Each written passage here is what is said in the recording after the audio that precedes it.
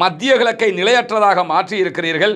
Iraq அதே போன்று லெபனானில் மோதல்களை மீண்டும் தூண்டி விடுவதற்காகத்தான் இந்த காரியங்களை செய்தீர்கள். ஈராக்கில் திரும்ப சண்டை வரணும், லெபனானில் உள்நாட்டு போர் வெடிக்கணுங்கிறதெல்லாம் உங்களுக்கு தேவையாக இருக்குது. அதை தாண்டி காசாவை மக்கள் மறக்க வேண்டும் என்பது உங்களுடைய தேவையாக இருக்கிறது. அமெரிக்காவினுடைய 15 அம்ச திட்டத்தை ஈரான் பெற்றுக்கொண்டிருக்கிறது என்கிற தகவல்கள் உறுதிப்படுத்தப்பட்டிருக்கிறது. எல்லைகள் இல்லாத தாக்குதல்கள் தொடரும் அப்படின்னு சொல்லி இன்றைக்கு ஹிஸ்புல்லாக்கள் அறிவிச்சிருக்கிறாங்க.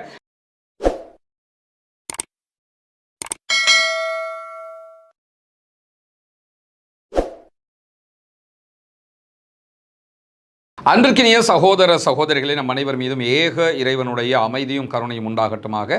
அஸ்ஸலாமு அலைக்கும் வரஹ்மத்துல்லாஹி வபரகாத். தொடர்ச்சியாக 2 ஆண்டுகளுக்கு மேலாக இஸ்ரேலிய ஆக்கிரமிப்பு ராணுவம் காசாவில் நடத்தி வந்த யுத்தம் தற்போது யுத்த நிறுத்தமாக மாற்றப்பட்டு இன்றோடு 166வது நாட்களை நாம் தாண்டி கொண்டிருக்கக்கூடிய இந்த சூழலில் ஈரான் மீதான அமெரிக்க இஸ்ரேலிய தாக்குதல்கள் ஆரம்பிக்கப்பட்டு 26 நாட்களை தாண்டி கொண்டிருக்கிறோம். இப்படியான நிலையில் என்னவெல்லாம் நடக்கிறது மத்திய கிழக்கில் என்பதுதான் இன்றைய அப்டேட்டடான நியூஸாகவும் நம்ம பார்க்க இருக்கிறோம். குறிப்பாக திடீரென அமெரிக்க அதிபர் டொனால்ட் ட்ரம்ப் நாங்கள் சமாதானத்துக்கு ரெடி, நாங்கள் ஈரானை சமாதானத்திற்கு அழைத்து கொண்டிருக்கிறோம், ஒரு 15 அம்ச தீர்மானங்களை எல்லாம் கொடுத்திருக்கிறோம் என்கிற செய்திகளை எல்லாம் இன்றைக்கு வெளியிட்டிருந்தார். அது தொடர்பாக ஈரானும் உடனடியாக பதில்களையும் கொடுத்திருந்தது. அது பற்றிய ஒரு மேலதிகமான பிரேக்கிங் நியூஸான ஒரு செய்தியையும் நம்முடைய தளத்தில் தனி வீடியோவாக நம்ம வெளியிட்டிருக்கிறோம். இப்படியான சூழலில் இன்றைக்கு வெளியாகி இருக்கக்கூடிய மேலதிகமான முக்கியமான செய்திகளில் இந்த யுத்தம் தொடர்பாக தொடர்ந்து இந்த யுத்தத்தை நிறுத்த வேண்டும் என்று பேசி வரக்கூடியவர்களில் மிக முக்கியமான ஒருவராக ஸ்பெயினுடைய பிரதம மந்திரி இருக்கிறார். ஸ்பெயினுடைய பிரதமர் தான் காசா வார் நேரத்திலையும் நேரடியாகவே மிக தெளிவாக இஸ்ரேலுக்கு எதிராக நின்றவர் மட்டுமல்லாமல் இஸ்ரேலுக்கு எதிராக பாலஸ்தீனத்தை தனி நாடாகவும் ஸ்பெயின் அங்கீகரித்தது. அதை தாண்டி இந்த வார் நேரத்தில் அமெரிக்காவினுடைய எந்த விமானங்களும் ஸ்பெயினுடைய தளங்களை பயன்படுத்தக்கூடாது என்பதையும் மிக தெளிவாக அறிவித்தவர் ஸ்பெயினுடைய பிரதமர். அவர் இன்றைக்கு வெளியிட்டிருக்கக்கூடிய அறிவிப்பில் என்ன சொல்றாருன்னு கேட்டா, காசாவில் ஏற்படுத்தியதை போன்ற அதே மாதிரியான ஒரு அழிவை லெபனானிலும் உருவாக்குவதற்கு தான் இஸ்ரேலிய பிரதமர் பெஞ்சமின் நெதன்யாகு தடுமாறிக் கொண்டிருக்கிறார் என்கிற செய்திகளை மிக காட்டமாக சொல்லியிருக்கக்கூடியவர் மேலதிகமாக என்ன சொல்றாருன்னு கேட்டால், நாடாளுமன்றத்தில் இன்றைக்கு பேசுகிற நேரத்தில் ஈரானுக்கு எதிரான அமெரிக்க இஸ்ரேலிய யுத்தம் என்பது ஒரு முழுமையான பேரழிவு, இது அனைத்து சர்வதேச சட்டங்களையும் நீரில் மூழ்கடிக்கிற விதமான ஒரு செயல்பாடு, எனவே இந்த யுத்தம் நிறுத்தப்பட வேண்டும் என்று சொல்லக்கூடிய ஸ்பெயினுடைய பிரதமர் மேலதிகமாக பேசும்போது சொல்லக்கூடிய இன்னொரு செய்தி என்னன்னு கேட்டால், இது வழக்கமாக சில நபர்களுடைய நலன்களை பூர்த்தி செய்வதற்காக கட்டவிழ்த்து விடப்பட்டிருக்கக்கூடிய ஒரு யுத்தமாக இருக்கிறது. சில பேருடைய தேவைக்காகத்தான் இந்த யுத்தம் செய்யப்படுகிறதே தவிர உலகின் வேறு யாருக்கும் எந்த தேவையும் இதிலே கிடையாது என்று சொல்லிட்டு இந்த யுத்தம் எல்லாம் ஏன் பண்றீங்க என்று கேட்கக்கூடியவர், சர்வதேச சட்டத்தை முழுமையாக சீர்குலைச்சிருக்கிறீங்க, மத்திய கிழக்கை நிலையற்றதாக மாற்றி இருக்கிறீர்கள், ஈராக்கு அதே போன்று லெபனானில் மோதல்களை மீண்டும் தூண்டி விடுவதற்காகத்தான் இந்த காரியங்களை செய்தீர்கள். ஈராக்கில் திரும்ப சண்டை வரணும், லெபனானில் உள்நாட்டு போர் வெடிக்கணுங்கிறதெல்லாம் உங்களுக்கு தேவையாக இருக்கு. அதை தாண்டி காசாவை மக்கள் மறக்க வேண்டும் என்பது உங்களுடைய தேவையாக இருக்கிறது. லெபனான் மேல பெரிய அழுத்தமான தாக்குதல்களை நடத்தினா, ஈரான் மேல தாக்குதல் நடத்தினா காசாவை மக்கள் மறந்துடுவாங்கன்னு நினைக்கிறீங்க. காசாவை யாருமே மறக்கல. பாலஸ்தீனத்திற்குரிய உரிமைகள் கொடுக்கப்பட வேண்டும் என்பதை உரத்து சொல்லி இருக்கிறார் இன்றைக்கு ஸ்பெயினுடைய பிரதம மந்திரி என்கிற செய்திகள் வெளியாகி இருக்கிறார். அதே நேரத்தில் தனிநபர்களை விட நீண்ட காலம் நிலைத்திருக்கும் வகையில் ஈரானுடைய அரசியல் அமைப்பு இருக்கிற காரணத்தினால்தான் ஈரானை வீழ்த்த முடியாது இருக்கிறது என்று சொல்லி இன்றைக்கு தெஹ்ரானை தளமாக கொண்ட மத்திய கிழக்கு மூலோபாய ஆய்வுகளுக்கான மையத்தினுடைய ஆய்வாளர் அப்பாஸ் அஸ்லானி அவர்கள் வெளியிட்டிருக்கக்கூடிய அறிவிப்பை அல் ஜசீரா சுட்டிக்காட்டி இருக்கிறது. குறிப்பாக தெஹ்ரானில் அனைவரும் பங்கு கொள்ளும் விதமாகத்தான் ஆட்சி கட்டமைப்பு அமைக்கப்பட்டிருக்கிறது என்று சொல்லியும், இந்த அமைப்பு தனி நபர்களை விட நீண்ட காலம் நிலைத்திருக்கிற வகையில் உருவாக்கப்பட்டிருக்கக்கூடிய ஒரு கட்டமைப்பாக இருக்கிற காரணத்தினால்தான் தலைவர்கள் கொல்லப்பட்டும் ஈரான் வீழ்த்தப்படவில்லை என்பதை சொல்லக்கூடியவர், முக்கியமாக ஈரானுடைய பலமாக இருப்பது ஈரானுடைய உச்ச தேசிய பாதுகாப்பு கவுன்சில், அலி லாரிஜானி அவர்கள் பொறுப்பாக இருந்தாங்களா இல்லையா, அந்த உச்ச தேசிய பாதுகாப்பு கவுன்சில் தான் மிக முக்கியமானது. இதில் அமைச்சரவை உறுப்பினர்கள் இருக்கிறார்கள், நிறுவனங்களுடைய தலைவர்கள் இருக்கிறார்கள், உளவுத்துறை முதல் இராணுவம் வரையிலான எல்லா பிரதிநிதிகளும் இதற்குள் இருக்கிறார்கள். எனவே ஈரானுடைய தற்போதைய எந்த முடிவுகளும் தனிநபர்களால் எடுக்கப்படுவதல்ல. அமெரிக்க அதிபர் உள்ளுக்குள்ள எதையாவது தூண்டி விட்டு பிரச்சனை உண்டாக்கும் நினைக்கிறாரு. அங்கே எல்லாத்தையும் மசூரா பண்ணிக்கிட்டு தான் பண்றாங்க. எனவே அதெல்லாம் பண்ண முடியாது என்று சொல்லி குறித்த ஆய்வாளர் இன்றைக்கு தெரிவிக்கக்கூடிய கருத்துக்களும் மேலதிகமாக வெளியாகி இருக்கக்கூடிய சூழல்ல தான் அமெரிக்க அதிபர் டொனால்ட் ட்ரம்ப் பாகிஸ்தான் வழியாக ஈரானுக்கு 15 அம்ச திட்டம் ஒன்றை முன்வைத்திருந்தார் என்கிற செய்திகள் வெளியாகி இருந்தது. ஈரான் அது தொடர்பாக எங்களுக்கு அப்படி எதுவுமே கிடைக்கலன்னு ஆரம்பமாகவே மறுத்திருந்தார்கள். அதை தாண்டி அந்த சமாதானத்தை விட நாங்கள் சண்டையைத்தான் விரும்புகிறோம், இதற்கு ஒரு நிரந்தர முடிவு வர வேண்டும் என்றெல்லாம் ஈரான் வெளியிட்டிருந்த செய்திகளை நம்ம கடந்த வீடியோவில் சொல்லி இருக்கிறோம். நம்முடைய சேனலில் அந்த வீடியோ தனியாக வெளியிடப்பட்டிருக்கிறது. சற்று நேரத்துக்கு முன்பதாக அல் ஜசீரா உறுதிப்படுத்தப்பட்டிருக்கக்கூடிய ஒரு செய்தியை வெளியாக்கி இருக்கிறது. பாகிஸ்தானில் இருக்கக்கூடிய ஈரானுடைய எம்பசியை ஆதாரம் காட்டி அல் ஜசீரா வெளியிடக்கூடிய செய்திகள் என்ன சொல்றாங்கன்னு கேட்டால், அமெரிக்காவினுடைய 15 அம்ச திட்டத்தை ஈரான் பெற்றுக்கொண்டிருக்கிறது என்கிற தகவல்கள் உறுதிப்படுத்தப்பட்டிருக்கிறது. பாகிஸ்தான் வழியாக, பாகிஸ்தானுடைய அரசு வழியாக ஈரானுடைய எம்பசிக்கு வழங்கப்பட்டு ஈரானுடைய எம்பசி வழியாக ஈரான் அரசாங்கத்திற்கு இந்த 15 அம்ச திட்டங்கள் கொடுக்கப்பட்டிருப்பதாகவும், ஆனால் அதை பார்த்த உடனேயே ஈரான் அரசு அளவுக்கு மீறிய தீவிரமான கொள்கைகளை இவர்கள் பிரதிநிதித்துவப்படுத்தி இருக்கிறார்கள்.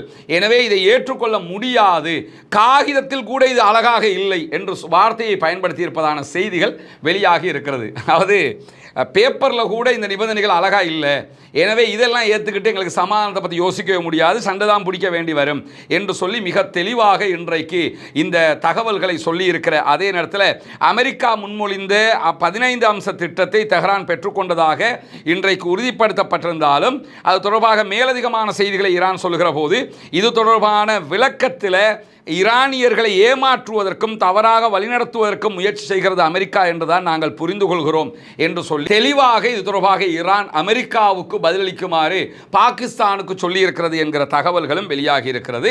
எது எப்படி போனாலும் ஈரானுக்கு இந்த தகவல்கள் ஒப்படைக்கப்பட்டிருக்கிறது பாகிஸ்தான் வழியாக என்கிற செய்திகள் உறுதிப்படுத்தப்பட்டிருக்கிறது. ஈரான் தற்போதைக்கு அந்த கருத்துக்களை ஏற்றுக்கொள்ளவில்லை என்று தெரிகிறது. ஆனாலும் இது தொடர்பாக ஈரான் மேலதிக பதில்களை இன்று எழுத்து மூலமாக கொடுப்பதற்கு வாய்ப்பு இருக்கிறது.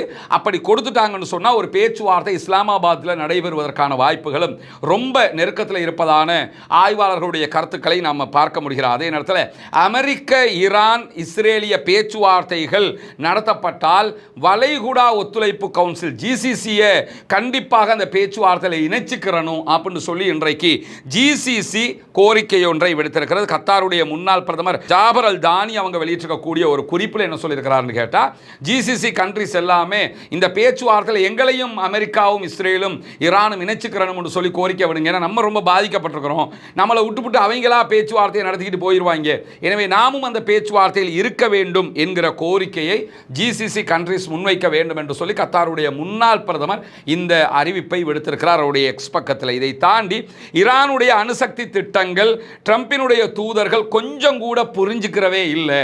ஈரான் நேற்று சொன்னதை தான் இன்னைக்கு சொன்னா, இன்னைக்கு சொல்றதை தான் நாளைக்கும் சொல்லுவான். எனவே ஈரான் சொன்னதில் நிலையாக இருக்கிறாங்க. ட்ரம்பினுடைய தூதுவர்கள் அதை புரிந்து கொள்ளாமல் வெறுமனே இஸ்ரேல்காரனுடைய பேச்சை கேட்டுக்கிட்டு இந்த மாதிரியான ஒரு நிலையை எடுத்துட்டாங்க என்கிற செய்திகளை இன்றைக்கு அவனுடைய முன்னாள் அதிபர் ஜோ பைடனுடைய நிர்வாகத்தின் முன்னாள் தேசிய பாதுகாப்பு ஆலோசகராக செயல்பட்ட ஜாக் சல்லிவன் ஒரு தொலைக்காட்சி நேர்காணலில் தெளிவாக சொல்லி இருக்கிறார். அவர் மேலதிகமாக சொல்லும் போது என்ன சொல்றாருன்னு கேட்டா, தாக்குதலுக்கு முன்பு ஈரான் வழங்கிய ஒப்பந்தத்தை அமெரிக்காவினுடைய குழுவினர் சரியாக புரியவே இல்லை. அவங்க கொடுத்த ஒப்பந்தத்திலேயே ரொம்ப தெளிவாக தான் சொல்லியிருந்தாங்க. அதை தாண்டி ஒபாமா நிர்வாகத்தின் போதுதான் அமெரிக்காவுக்கும் ஈரானுக்கும் இடையில பேச்சுவார்த்தைகள் நடைபெற்றது. அந்த பேச்சுவார்த்தைகளையும் சல்லிவன் இவர் கலந்து கொண்டார்.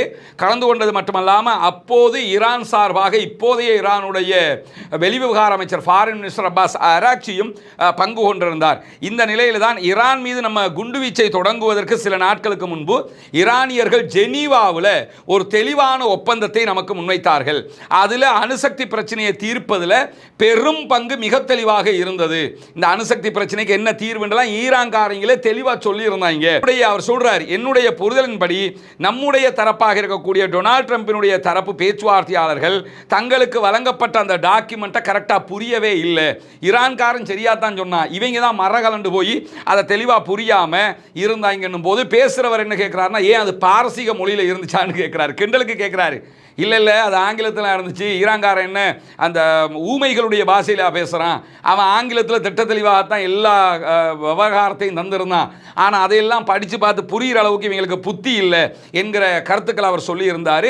இந்த பேட்டி தொடர்பாக ஃபின்லாந்தில் இருக்கக்கூடிய ஈரானுடைய தூதுவராலயம் ரியாக்ட் பண்ணியிருக்கிறாங்க. அவங்க அதுக்கு பதில் சொல்லும்போது என்ன சொல்கிறாங்கன்னு கேட்டால், இந்த சல்லிவனுக்கு நீங்கள் சொல்கிறதெல்லாம் சரிதான், உங்கள் ஆக்கள் சரியாக புரியலைங்கிறது ஒரு பக்கம் இருக்குது, சரியாக புரியலைங்கிறத விட அதை புரிய வேண்டியது இஸ்ரேல்காரன் அவங்கள வழி நடத்திக்கிட்டு இருக்கிறான். நீங்கள் எங்கடா முடிவெல்லாம் எடுக்கிறீங்க? உங்கள் முடிவு எல்லாத்தையுமே இஸ்ரேல்காரன் எடுத்துக்கிட்டு இருக்கிறதுனால தான் உங்களுடைய வெளியுறவு கொள்கைகள் தெளிவற்றதாக இருக்கிறது என்று சொல்லி அமெரிக்காவையே கண்ட்ரோல் பண்ணுறது இஸ்ரேல் தான் என்று சொல்லி மிக தெளிவாக இன்றைக்கு அதற்கு பதிலடி கொடுத்திருக்கிறது ஃபின்லாந்தில் இருக்கக்கூடிய ஈரானுடைய தூதுவராலயம். எது எப்படி போனாலும் அமெரிக்காவில் இந்த டொனால்ட் ட்ரம்பினுடைய தரப்பை தவிர மற்ற எல்லாருமே ஈரான் பக்கம் நியாயம் இருக்கிறது என்பதை தெளிவாக புரிந்து கொள்ளுகிற ஒரு மாற்றீட்டு முயற்சியாக தற்போது வளர்ந்து வரக்கூடிய செய்திகளை நம்ம பார்க்க முடிகிற அதே நேரத்தில் கடந்த 24 மணி நேரங்களுக்குள்ளாக இஸ்ரேல் மேலே ஈரானும் ஹெஸ்புல்லாக்களும் நடத்தி இருக்கக்கூடிய தாக்குதல்களில் 200க்கும் மேற்பட்டவர்கள் படுகாயமடைந்து மருத்துவமனைகளில் அனுமதிக்கப்பட்டிருக்கிறார்கள் என்கிற செய்திகள் வெளியாகி இருக்கிறது. இதுவரைக்கும் இஸ்ரேல் மேலே நடத்தப்பட்டிருக்கக்கூடிய ஈரான் ஹெஸ்புல்லாக்களுடைய தாக்குதல்களில் 5045 பேர் படுகாயங்கள் அடைந்து மருத்துவமனைகளில் சிகிச்சை பெற்று வருகிறார்கள் என்கிற செய்திகள் வெளியாகி இருக்கிறது. தொடர்ந்து ஈரானும் ஹெஸ்புல்லாக்களும் இஸ்ரேல் மேலே சரமாரியான தாக்குதல்களை நடத்தி வரக்கூடிய சூழலில் கடந்த 1 மணி நேரத்துக்குள்ளாக இஸ்ரேல் மேலே ஹெஸ்புல்லாக்கள் 30க்கும் மேற்பட்ட ஏவுகணை தாக்குதல்களை நடத்தி இருக்கிறார்கள். இன்றைக்கு முழுக்க அவங்க பல தாக்குதல்களை நடத்துகிறார்கள். 1 மணி நேரத்துக்கு முன்பதாகவும் ஃப்ரெஷ்ஷாக ஒரு 30 தாக்குதல்களை நடத்தி இருக்கக்கூடிய நிலையில தான் கடும் தாக்குதலுக்கு உள்ளான நிலையில் இஸ்ரேலோடு எவ்விதமான பேச்சுவார்த்தைகளுக்கும் லெபனான் போகக்கூடாது என்கிறார் ஹிஸ்புல்லாக்களுடைய தலைவர் நாயிம் காசிம் அவர்கள். நாயிம் காசிம் இன்றைக்கு ஒரு தொலைக்காட்சி வீடியோ வெளியிட்டிருக்கிறாரு. அதில் அவர் என்ன சொல்றாருன்னா, லெபனான் எந்த விதமான ஒரு முனைப்பும் இல்லாமல் வெறுமனே போய் சரணடையும் விதமாக இஸ்ரேலோட ஒரு சமாதான நிலைக்கு போக பார்க்குறாங்க. நம்ம மேலே இஸ்ரேல்காரன் தேவையில்லாமல் தாக்குதல் நடத்தியிருக்கிறான், கடுமையான அழிவுகளை உண்டாக்கியிருக்கிறான். இப்படி இருக்கும்போது நம்ம போய் அவன்கிட்ட சமாதானம் பேச போனோம்னு சொன்னால் சரணடைவுக்கு சமனாகிவிடும். எனவே எல்லைகள் இல்லாத தாக்குதல் தொடரும் அப்படின்னு சொல்லி இன்றைக்கு ஹிஸ்புல்லாக்கள் அறிவிச்சிருக்கிறாங்க. ஹிஸ்புல்லாவினுடைய தலைவர் நாயிம் காசிம் அவருடைய தொலைக்காட்சி பேட்டியில் மேலதிகமாக அவர் சொல்லும்போது, நம்ம தாக்குதலுக்கு கடுமையாக உள்ளாகி இருக்கிறோம், நம்ம தரப்பை கடுமையாக தாக்கி கொண்டிருக்கும் போது நம்ம அத்தனை பேரும் இஸ்ரேலுக்கு எதிராக ஒன்றாக நிற்க வேண்டும் என்று சொல்லக்கூடிய ஹிஸ்புல்லாக்களுடைய தலைவர், முதல்ல எங்க மேல நீங்க விதிக்கிற தடைகளை நிறுத்துங்க, லெபனானுக்குள்ள நாங்க இஸ்ரேல்காரனை பார்த்துக்கிறோம். எனவே இஸ்ரேல்காரனோட எல்லை இல்லாத தாக்குதல் தொடர்மே தவிர அதை நிறுத்துறதுக்கான வாய்ப்பே கிடையாது, இஸ்ரேலை அடித்து நொறுக்குவதுதான் எங்களுடைய வேலை என்று சொல்லி பகிரங்கமாகவே இன்றைக்கு மிக தெளிவாக சொல்லி இருக்கிறார் ஹிஸ்புல்லாக்களுடைய தலைவர் நாயிம் காசிம். என்னன்னா, ஹிஸ்புல்லாக்கள் வீக் ஆயிட்டாங்க, இனி யுத்தத்துக்கு வரமாட்டாங்க என்கிற பிம்பங்களை எல்லாம் இஸ்ரேல் காட்டி கொண்டிருந்த நிலையில் இப்போ என்ன பண்ணுறான்னு கேட்டால் மூச்சு விடாமல் அடிச்சுக்கிட்டே இருக்கிறான். அப்போ எங்கடா போயிருந்தது இவ்வளோ காலமாக இந்த ஆயுதங்கன்னும் போது, இந்த இடைப்பட்ட நாட்களுக்குள்ளாக ஐஆர்ஜிசியினுடைய மிக முக்கியமான 100 கமாண்டர்ஸ் உள்ளே வந்து அவர்களுக்கு தேவையான எல்லா பயிற்சிகளையும் கொடுத்து அவர்களுக்கு தேவையான ஆயுத சப்ளை எல்லாத்தையும் ஏற்பாடு பண்ணி ஹிஸ்புல்லாக்களை தனித்தனி குழுக்களாக பிரித்து விட்டு போயிருக்கிறாங்க. என்னென்னு கேட்டால் ஒன்று முடிஞ்சால் ஒன்று நின்னா இன்னொன்று அப்படின்ற மாதிரி அட்டாக் பண்ணணும். அதனால தான் இஸ்ரேலுக்கு தாக்குப்பிடிக்க முடியாத பதிலடி தாக்குதல்களை மிக தெளிவாக ஈரான் சார்பான ஹிஸ்புல்லாக்கள் கொடுத்து வருகிறார்கள் என்கிற செய்திகள் வெளியாகி இருக்கிற அதே நேரத்தில் ஈரான் மீதான யுத்தத்தை முடிவுக்கு கொண்டு வருவதற்கு ஜனநாயக கட்சியினர் மேற்கொண்ட இன்னும் ஒரு முயற்சி அமெரிக்காவினுடைய செனட்ல தோல்வி அடைந்திருக்கிறது. அமெரிக்காவினுடைய செனட்ல ஜனநாயக கட்சி சார்பாக இந்த யுத்தத்தை நிறுத்தணும் அப்படின்னு சொல்லி ஒரு தீர்மானம் கொண்டு வந்தாங்க. அந்த தீர்மானம் 53க்கு 47 என்கிற வகையில் தோல்வி அடைந்திருக்கிறது. 53 வாக்குகள் யுத்தத்துக்கு ஆதரவாக விழுந்திருக்குது, 47 வாக்குகள் எதிராக விழுந்திருக்கிறது. ஆனால் அமெரிக்காவுக்குள்ள மக்கள் கருத்தை எடுத்துக்கிட்டோம்னு சொன்னால் இந்த யுத்தத்துக்கு எதிரான மனநிலையை அமெரிக்க மக்கள் பிரதிபலிக்கக்கூடிய காரணத்தினால இந்த வாக்கெடுப்புக்கு பிறகு அமெரிக்க அதிபர் டொனால்ட் ட்ரம்ப் தன்னுடைய ட்ரூத் சோஷியல் பக்கத்தில் ஒரு செய்தியை வெளியிட்டிருக்கிறார். அதில் ரொம்பவே புலம்பி தள்ளி இருக்கிறாரு. அதில் அவர் சொல்லும்போது, ஈரானில் ஒரு மாபெரும் இராணுவ சாதனையை நாங்கள் நிகழ்த்தி கொண்டிருக்கிறோம், இதை சீர்குலைக்கிறதுக்காக சில பேர் ட்ரை பண்ணிக்கிட்டு இருக்கிறாங்க. ஈரானுக்கு எதிரான அமெரிக்க இஸ்ரேலிய யுத்தத்தில் நாங்கள் செய்துக்கிட்டு இருப்பது சாதாரண சாதனை அல்ல, மாபெரும் சாதனை. கேவலப்பட்டு அசிங்கப்பட்டு அடி வாங்கி அங்கே ஈரானில் ஆட்சி மாற்றத்தை உண்டாக்க முடியாத நிலையில் வாடா சமாதானத்துக்கு பாகிஸ்தான் வழியாக கெஞ்சிக்கிட்டு இருக்கும்போது என்ன சொல்கிறாருன்னு கேட்டால், இல்லையா மாபெரும் சாதனையா, நோபல் பரிசு எனக்கு தாங்கன்னு கேட்டார்ல, அந்த மாதிரி கேஸ் இது. அதே மாதிரி மேலதிகமாக சொல்லும் போது என்ன சொல்றான்னு கேட்டா, அரசியல் எதிரிகள் எங்களுடைய வெற்றிகளை எல்லாம் சீர்குலைக்கிறதுக்கு பார்க்கறாங்க அப்படின்னு சொல்லி காட்டமாக சொல்லக்கூடியவர் தீவிர இடதுசாரிகளும் நாட்டை வெறுக்கிற ஜனநாயக கட்சியை சேர்ந்தவர்களும் தான் இதை செய்கிறார்கள். இந்த யுத்தத்தை நிறுத்த சொல்கிறவனெல்லாம் நாட்டை வெறுக்கிறவனா, அதனால தான் இதை சொல்ல வர்றாங்க. நாங்கள் பெரிய வெற்றி ஒன்று அடைஞ்சிக்கிட்டு இருக்கும்போது அதை தடுக்க பார்க்குறீங்கன்னு சொல்லிட்டு ஈரானில் நாங்கள் அடைந்து வரக்கூடிய மாபெரும் இராணுவ சாதனையை பறிப்பதற்காகவும் அதே மாதிரி உள்நாட்டுக்குள்ள குழப்பங்களை உருவாக்குவதற்காகவும் இவர்கள் ட்ரை பண்ணுகிறார்கள். உள்நாட்டுக்குள்ள பெரிய பிரச்சனை நடந்துகிட்டு இருக்குது அமெரிக்காவுக்குள்ள. இந்த யுத்தத்தை நிறுத்தி தொலைங்கடான்னு சொல்லி பொதுமக்கள் எல்லாம் பேச ஆரம்பிச்சிட்டாங்க. அதை என்ன சொல்றாருன்னா, இதெல்லாம் எதிர்க்கட்சிகளில் சூழ்ச்சி அப்படின்னு சொல்லி தட்டி கழிக்க பார்க்கறது மட்டுமல்லாமல் நாங்கள் எவ்வளவு முழுமையாகவும் தீர்க்கமாகவும் வெற்றியை அடைஞ்சிருவோம்னு சொல்லி பொறாமல வெறுத்து போய் இதெல்லாம் பேசுகிறாங்க. இவங்க ஈரானில் ஜெயிச்சிருவாங்கன்னு சொல்லி அமெரிக்காவோட எதிர்க்கட்சிக்கெல்லாம் சரியான பொறாமையா, இவங்க ஜெயிச்சிருவாங்கன்னு பொறாமை இல்லை, தோத்து போய் கேவலப்பட்டு அமெரிக்காவை அசிங்கப்படுத்திடுவாங்கன்னு சொல்லி வெறுப்போடு அவங்க இருக்கிறாங்க. இந்த ஆள் அதை மாறி நினச்சிக்கிட்டு ஜெயிச்சிருவாங்கன்னு பொறாமை என்று சொல்லி கருத்து சொல்கிறது மட்டுமல்லாமல் என்ன நடக்கிறதுங்கிறது அமெரிக்க மக்கள் பார்த்துக்கிட்டு தான் இருக்கிறாங்க. அமெரிக்கா தான் ஃபஸ்ட்டு, நாங்கள் ஜெயிச்சு தான் தீருவோம் அப்படின்னு சொல்லி இவர் என்ன நினச்சிக்கிறாங்கன்னா, பழைய காலத்து அந்த அதாவது ஈராக் வார் நடக்கும்போது, அதே மாதிரி ஆப்கானிஸ்தான் வார் நடக்கும்போது, அதுக்கு முன்னாடி அவங்க வியட்நாமில் போய் அட்டாக் பண்ணும்போதெல்லாம் அங்கே போய் வீடியோ எடுத்துக்கிட்டு டிவியில் ஒளிபரப்பி நாங்கள் தான் வந்துட்டோம் சொன்ன மாதிரி இப்போ சொல்லிடலாம்னு நினைக்கிறார். இப்போ எல்லாம் சோசியல் மீடியாவில் பார்த்துக்கிட்டு இருக்கிறான். என்ன நடக்குதுங்கிறது உலகத்துக்கே தெரியும். அதனால் இனிமேலாம் இந்த டொனால்ட் ட்ரம்பினுடைய இந்த கம்பி கட்டுற கதையெல்லாம் எடுபடாது என்பதை நம்ம புரிந்து கொள்ளுகிறோம். அதே நேரத்தில் பல ஆண்டுகளுக்கு பிறகு ஹொர்முஸ் முற்றுகையிடப்பட்டிருக்கக்கூடிய இந்த சூழலில், குறிப்பாக 2019க்கு பிறகு இந்தியா முதல் தடவையாக ஈரானிடமிருந்து எல்பிஜி கேஸுகளை வாங்கி இருக்கிறது என்கிற செய்திகள் வெளியாகி இருக்கிறது. எல்பிஜி உள்ளிட்ட பல ஈரானுடைய எரிசக்தி பொருட்கள் கடலில் தற்போது பல கப்பல்களில் நிறுத்தி வைக்கப்பட்டிருக்கிறது. சர்வதேச கடற்பரப்பில் ஈரானுடைய 150 மில்லியனுக்கு மேற்பட்ட சுத்திகரிக்கப்பட்ட எண்ணெய் பேரல்கள் இருக்கிறது என்கிற கப்பல்களில் இருக்கிறது என்கிற செய்திகள் வெளியாகி இருக்கிறது. அதே நேரம் அமெரிக்கா 30 நாட்களுக்குள்ளாக இந்த தடையெல்லாம் நீக்கி ஈரான்ட்ட வாங்குறவங்க வாங்கியிருக்கீங்க என்று சொல்லியிருக்கிற காரணத்தினால இந்த க்ரூட் ஆயில் அதே போன்ற சுத்திகரிக்கப்பட்ட எண்ணெய், அதை தாண்டி எல்பிஜி எல்என்ஜி எல்லாத்தையுமே வாங்கிட்டு இருக்கிறாங்க. ஆல்ரெடி அதானி குழுமம் இந்த பெட்ரோல் வாங்குவதற்குரிய ஏற்பாடுகளை பண்ணியிருக்கும் போது இன்னைக்கு இந்தியா என்ன பண்ணியிருக்கிறாங்கன்னு கேட்டால், ஈரானிடமிருந்து எல்பிஜி வாங்கியிருக்கிறாங்க, ஒரு கப்பலை வாங்கியிருக்கிறாங்க என்கிற செய்திகள் வெளியாகி இருக்கிறார். அதே நேரம் இந்த கப்பல் அரோரா என்கிற பேரில் இருக்கக்கூடிய ஒரு கப்பல், இந்த கப்பல் விரைவில் மங்களூர் துறைமுகத்தை வந்து அடையும் என்கிற செய்திகளும் வெளியாகி இருக்கிறது. மொத்தத்தில் அமெரிக்காக்காரன் சொன்னாதான் இந்தியாவால் இதெல்லாம் வாங்க முடியுங்கிற அளவுக்கு ரொம்ப கேவலம் கட்டு போய் இருக்கிறாங்கிறது மட்டும் தெரியுது. கொஞ்சம் பார்த்து எடுத்துக்கிறவா, நீங்கள் ஓகேன்னா வாங்குவேன், இல்லைன்னா வாங்க மாட்டேன்னு சொல்லி மோடிஜிங்கிறாங்க. என்னஜி இதெல்லாம் கேட்குற அளவுக்கு. ஆனால் பேசும்போது மட்டும் எப்படி பேசுவாங்க, நாங்கள் எப்படி தெரியுமா ஈரானுக்கே தெரியாமல் கப்பலை கொண்டு வந்து விடுவோம் அப்படிம்பாங்க. கடைசியில் போய் அமெரிக்காக்காரன்ட்ட கெஞ்சி கூத்தாடி வாங்க வேண்டிய நிலைமைக்கு தள்ளப்பட்டிருக்கிறாங்கிறது தெரிகிற அதே நேரத்தில் இன்றைக்கு மீண்டும் டெல் அவிவை நோக்கி சரமாரியான தாக்குதல்களை நடத்தி கொண்டிருக்கிறது ஈரான் என்கிற செய்திகளை இஸ்ரேலுடைய இராணுவ வானொலியை ஒளிபரப்பி கொண்டிருக்கு. சற்று நேரத்துக்கு முன்பதாக ஒரே நேரத்தில் 4 பாலிஸ்டிக் மிசைல் ஹிட் ஆகி இருக்குது. குறித்த இடத்துல சாலிடாக தாக்குதல் நடத்தப்பட்டிருக்கிறது என்கிற செய்திகளில் டெல் அவிவ் அதை சுற்றி இருக்கக்கூடிய பல நகரங்கள் மீது ஏவுகணைகள் வீசப்பட்டு பலத்த உயிரிழப்புகள் ஏற்பட்டு கொண்டிருக்கிறது. பலத்த காயங்களுக்குள்ளான நபர்கள் மருத்துவமனைக்கு அழைத்து செல்லப்படுகிறார்கள் என்கிற செய்திகள் வெளியாக இருக்கு. இது நம்ம ஏற்கனவே சொன்ன அந்த 24 மணி நேரத்துக்குள்ள 200 பேர் காயப்பட்டிருக்காங்க. அந்த லிஸ்ட் இது வராது, இது புதிய லிஸ்ட். இது நாளைக்கு தான் இந்த லிஸ்ட் மொத்தமாக எத்தனை பேருங்கிறது வரும். இதை தாண்டி இன்னைக்கு ஐநா சபையில் இஸ்ரேலுடைய வெளிவிவகார அமைச்சர் ஒரு கடிதம் அனுப்பியிருக்கிறார் ஐநாவுக்கு. அந்த கடிதத்தில் என்ன சொல்றான்னு கேட்டால், ஹிஸ்புல்லாவை கண்டிச்சிருக்கிறது மட்டுமல்லாமல் ஹிஸ்புல்லாவை நீங்கள் பயங்கரவாத அமைப்பாக அறிவிக்க வேண்டும். ஏன் அறிவிக்கணும் தெரியுமா? இந்த காலகட்டத்துக்குள்ளாக இஸ்ரேல் மேலே அவங்க நடத்தியிருக்கக்கூடிய தாக்குதல்களில் மிக கடுமையாக எங்கள் மேலே கிட்டத்தட்ட 3500க்கும் மேற்பட்ட ஏவுகணைகளை ஏவி இருக்கிறாங்க அப்படின்னு சொல்லி இவ்வளவு கடுமையாக எங்களை இவர்கள் தாக்குகிறார்கள், இவர்கள் தீவிரவாத அமைப்பாக அறிவிக்க வேண்டும் என்று சொல்கிறாங்க. ஹிஸ்புல்லாக்கள் 3500க்கும் மேற்பட்ட ஏவுகணைகளை ஏவி இருக்கிறாங்கிறதுல மாற்று கருத்து இல்லை.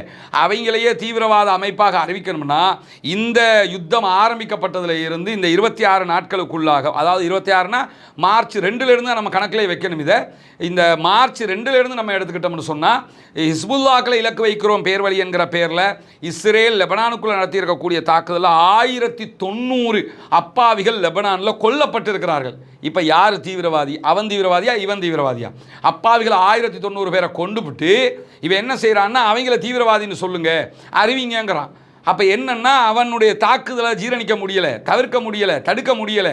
அதனால் இப்படியெல்லாம் அறிவிங்க என்று சொல்லி கெஞ்சி கேட்கக்கூடிய நிலைகளும் தற்போது உருவாகி வருகிறது என்பதை நம்ம புரிஞ்சு கொள்ள முடிகிறது. எனவே தொடர்ந்தும் ஈரான், அதே போன்ற ஹிஸ்புல்லாக்கள், அமெரிக்க, அதே போன்ற இஸ்ரேலிய நிலைகள் மேலே தாக்குதலை நடத்தி கொண்டே இருக்கிறாங்க. அதே நேரத்தில் இன்றைக்கு குவைத் உள்ளிட்ட ஜிசிசியினுடைய கண்ட்ரீஸில் இருக்கக்கூடிய அமெரிக்காவுடைய நிலைகள் மேலேயும் தாக்குதல்கள் நடத்தப்பட்டிருக்கக்கூடிய சூழலில் தான் இந்த முன்னேற்றகரமான பேச்சுவார்த்தை தொடர்பான செய்திகள் வெளியாகி இருக்கிறது. ஈரான் இதற்கு என்ன பதிலை சொல்ல போகிறது என்கிற முக்கியமான கேள்வி நம் முன்னால் இருக்கக்கூடிய நேரத்தில் என்னவெல்லாம் நடக்கிறது என்பதை பொறுத்திருந்து பார்ப்போம். உடனுக்குடன் இந்த செய்திகளை, உண்மை செய்திகளை கொண்டு வந்து தருவதற்கு நாம் தயாராக இருக்கிறோம். தொடர்ந்து இணைந்திருங்கள் ரஸ்மின் எம்ஏசி நியூஸ் மற்றும் ரஸ்மின் டாக்ஸ் ஆகிய 2 சேனல்களோடு. ஆக்கிரமிப்புகள் நிறுத்தப்பட வேண்டும், ஆக்கிரமிப்பாளர்கள் ஓய வேண்டும், ஈரானுடைய அப்பாவிகள் மீதான தாக்குதல்கள் உடனடியாக நிறுத்தப்படுகிற அதே நேரம் மத்திய கிழக்கு மீதான அனைத்து தாக்குதல்களும் நிறுத்தப்பட்டு அமைதி திரும்ப வேண்டும் என்கிற பிரார்த்தனைகளோடு ஜனநாயக ரீதியாக ஆக்கிரமிப்பாளர்களுக்கு தொடர்ந்து குரல் எழுப்புமாக வாகிறது. அல்ஹம்துலில்லாஹி ரப்பில் ஆலமீன்.